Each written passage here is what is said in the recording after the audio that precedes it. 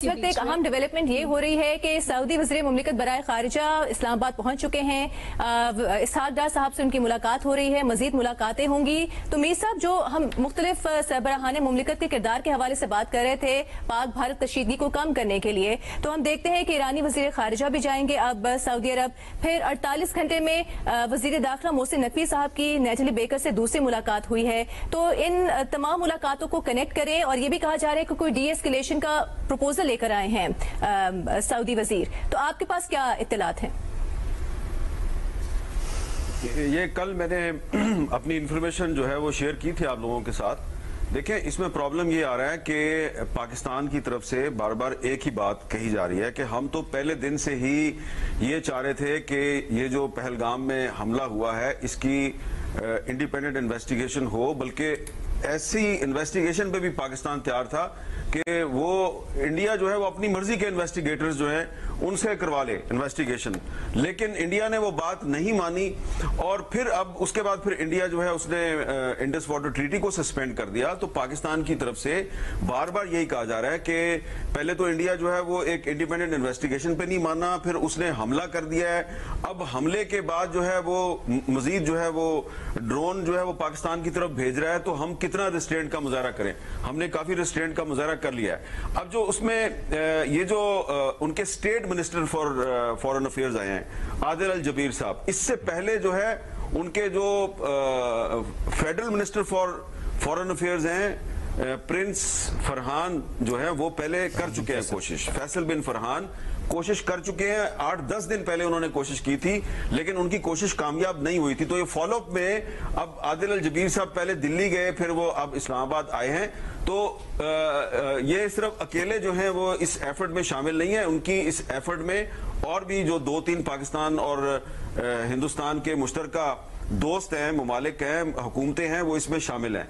लेकिन इसमें जो इनसाइड इंफॉर्मेशन है जो अभी वो आपके साथ शेयर नहीं करेंगे, वो यही है कि प्रॉब्लम हिंदुस्तान की तरफ से आ रहा है कि हिंदुस्तान जो है जी वो ये कह रहा है कि जनाब हमने जो करना था वो कर लिया। अब पाकिस्तान जो है वो जो मुतालबा कर रहा है, ना तो हम इंडस वाटर ट्रीटी जो है उसको रिस्टोर करेंगे और ना ही हम पाकिस्तान के साथ कंपोजिट डायलॉग शुरू करेंगे।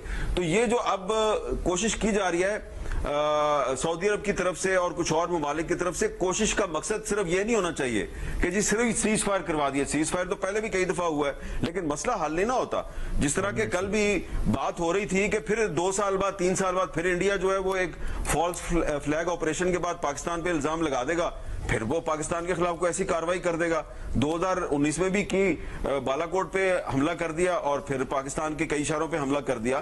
तो इसका कोई सोल्यूशन होना चाहिए, और इसके लिए हमने भी बार बार एक प्रपोजल डिस्कस किया है, और पाकिस्तान की गवर्नमेंट की तरफ से भी सऊदी अरब के जरिए, अमेरिका के जरिए, ईरान के जरिए, कतर के जरिए 3-4 सोर्सेज से इंडिया को ये मैसेज कन्वे किया गया है कि अगर आप चाहते हैं कि मामला ठीक हो जाए तो पहले आप जो इंडस वाटर ट्रीटी को सस्पेंड करने का जो आपका ऐलान है उसको वापस लें। वो वापस लेने पे तैयार नहीं है।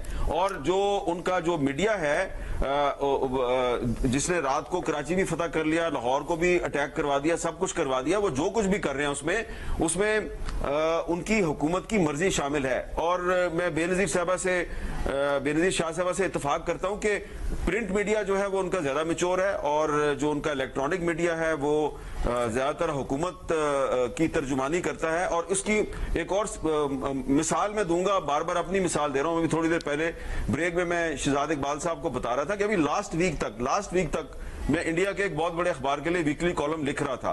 तो उन्होंने मुझे कहा जी कि वी आर वेरी सॉरी, हम पे प्रेशर आ गया, हम आपका कॉलम नहीं छापना चाहते। मैंने कहा जी बताएं कि मैंने क्या गलती की? उन्होंने कहा आपने कुछ भी नहीं किया, बस आप पाकिस्तानी हैं। तो उन्होंने मुझे ये कहा कि आप पाकिस्तानी हैं। तो ये एक मसला है। तो ये इंडिया का, अब आपने अर्नब को भी 1 करोड़ रुपए का वो दावा कर दिया। शमीर साहब, आपके सामने एक सवाल रखना चाहेंगे। जो डिस्कशन चल रही है और आपने जिस ट्रांसफॉर्मेशन की बात भी की, अर्नब गोस्वामी पहले ऐसे थे, अब ये क्या वहां एक तो सेम वॉइसेस हैं जो आवाजें अंदर से उठ रही हैं भारत में, जो वहां के जर्नलिस्ट हैं उनको सर्वाइवल के लिए, जब से बीजेपी हुकूमत आई है, नरेंद्र मोदी की हुकूमत आई है, उनके मोदी के माइंडसेट पर ढलना पड़ रहा है और सर्वाइवल के लिए ऐसा ही है? देखिए, मेरी जरा राय थोड़ी सी मुख्तलिफ है میں سمجھتا ہوں کہ بی جے پی میں اور کانگریس میں کوئی فرق نہیں ہے، دونوں کی ایک ہی سوچ ہے، دونوں ہمیشہ الیکشن جیتنے کے لیے پاکستان کارڈ استعمال کرتے ہیں۔ ہاں البتہ کچھ پارٹیاں ایسی ہیں جن کو کہ اب آپ ریجنل پارٹیز کہہ سکتے ہیں یا کمیونسٹ پارٹی آف انڈیا ہے جو کہ مغربی بنگال میں، ویسٹ بنگال میں جس کی کافی سپورٹ بیس ہے، اس کے علاوہ بہوجن سماج پارٹی ہے، کچھ پارٹیاں ہیں جو پاکستان کارڈ استعمال نہیں کرتی، لیکن اس کے علاوہ بھی کچھ ان کے انٹلیکچوئلز میں کچھ لوگ ہیں جو یہ سمجھتے ہیں کہ یہ جو کانگریس اور بی جے پی کا جو انداز سیاست ہے، جو پاکستان کارڈ کھیلتے ہیں، یہ ان کو نہیں کھیلنا چاہیے، لیکن ان کی تعداد بہت کم ہے اور gradually with the passage of time وہ جو پہلے لوگ بہت لاؤڈلی بولتے تھے اب وہ چپ کرنا شروع ہو گئے۔ اس کی وجہ یہ ہے کہ وہ یہ کہتے ہیں جی کہ ہماری سوسائٹی میں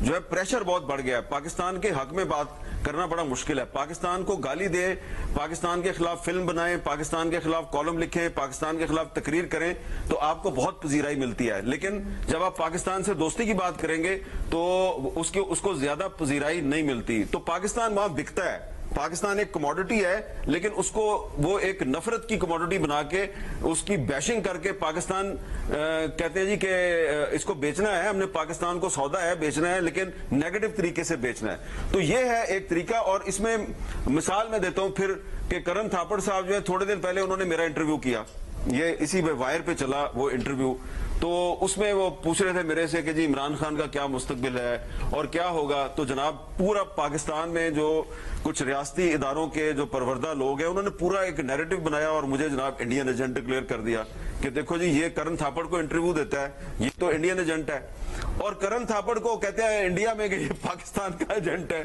تو دیکھیں یہ اس طرح جو ہے نا دونوں طرف یہ سوچ موجود ہے، لیکن جب میں دوبارہ جو ہے نا یہ ذکر کرنا مناسب سمجھتا ہوں کہ 3-4 سال پہلے جب پاکستان کی اسٹیٹ کی یہ پالیسی تھی کہ ہر قیمت پہ ہندوستان کے ساتھ دوستی کرنی ہے، اور اس وقت جب کچھ لوگوں نے اس وقت کے طاقتور ترین آدمی کے سامنے یہ بات کی تھی کہ آپ دوستی ضرور کریں انڈیا کے ساتھ، لیکن یہ جو آپ کانسٹیٹیوشن آف پاکستان میں آرٹیکل 257 ہے اس کو کدھر لے کے جائیں گے، تو انہوں نے کہا تم لوگ جو وہ ہمیں انڈیا کے ساتھ دوستی نہیں کرنا دیتے۔ تو یہ پاکستان میں ہمیں یہ ایک بہت بڑا پرابلم ہے کہ بندہ بدلتا ہے ساتھ ہی اسٹیٹ کی پالیسی بدل جاتی ہے۔ تو جو آج پالیسی چل رہی ہے مجھے نہیں یقین کہ 2 سال بعد 3 سال بعد یہ پالیسی ہوگی۔ پرویز مشرف کے دور میں بھی سید علی گیلانی صاحب کو جو ایک بہت ریسپیکٹیبل کشمیری رہنما تھے ان کو پاگل بڈھا قرار دیا، کس نے کہا؟ پرویز مشرف نے پاگل بڈھا قرار دیا۔ اور اس کے بعد 3-4 سال پہلے جو اس وقت کے آرمی چیف تھے انہوں نے بھی علی گیلانی صاحب کے بارے میں ایسی ہی بات کی۔ تو یہ ایک پاکستان میں ایک لابی بڑی مضبوط ہے، اسرائیل کے ساتھ بھی دوستی کرنا چاہتی ہے ہر قیمت پہ، انڈیا کے ساتھ بھی دوستی کرنا چاہتی ہے ہر قیمت پہ، اور جو ان کے سامنے سوال کر دے وہ غدار بن جاتا ہے، کبھی غدار بن جاتا ہے کبھی محب وطن بن جاتا ہے۔ تو اس لیے انڈیا کو چھوڑ دیں کہ انڈیا میں کتنی پاکستان کے خلاف نفرت ہے، نہیں ہے۔ پاکستان میں جو پاکستان کی کشمیر پالیسی اور انڈیا پالیسی ہونی چاہیے وہ آپ کے کانسٹیٹیوشن کے مطابق بننی چاہیے، آرٹیکل 257 کے مطابق بننی چاہیے۔ کانسٹیٹیوشن سے باہر جا کے یہ جو آؤٹ آف باکس سولوشن کی لوگ بات کرتے ہیں نا، تو وہ مجھے بتائیں پھر آؤٹ آف باکس سولوشن کی اگر بات کرتے ہو تو آرٹیکل 257 کو کدھر لے کے جاؤ گے؟ انہوں نے تو 370 کو سسپینڈ کر دیا، ختم کر دیا، تو آپ کیا کریں گے 257؟ یہ جتنے بھی فورن ڈگنیٹریز آ رہے ہیں نا پاکستان کی حکومت سے بات کر رہے ہیں، یہ الٹیمیٹلی کہتے ہیں out of the box solution. تو out of the box solution اگر آپ نے کرنا ہے تو پھر 257 کو ختم کرنا ہوگا۔ ہم